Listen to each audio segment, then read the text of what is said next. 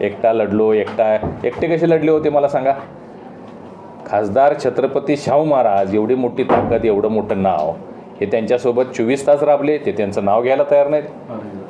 माजी आमदार मालोजीराजेंच्या पत्नी मधुरिमा राजे हे गेले 15-20 दिवस पायाला भिंगरी लावून त्यांच्या सीट निवडून आणण्यासाठी इथं कोल्हापूरमध्ये लाभले आणि हे त्यांना श्रेयच द्यायला तयार नाहीत. हे म्हणजे मी एकटा लढलो, म्हणजे बाकीचे लढले की आमचं ठरलंय म्हणणार. म्हणजे त्यांच्यासोबत ज्यावेळेस सगळे लोक असतात त्यावेळी आमचं ठरलंय म्हणतात. आता सगळे त्यांच्या बाजूला उलटे गेले की मग मी एकटा लढलो, एकटा वाघ. उभाटाचे सगळे लोक त्यांच्यासोबत होते. त्यांची आता काय अवस्था झाली तुम्ही बघितलं. परंतु महाराज घरानं पूर्ण त्यांच्याबरोबर होतं काँग्रेस म्हणून. त्यांचं नावच घ्यायला ते तयार नाही. कसा एकटा लढला म्हणायला लागेल.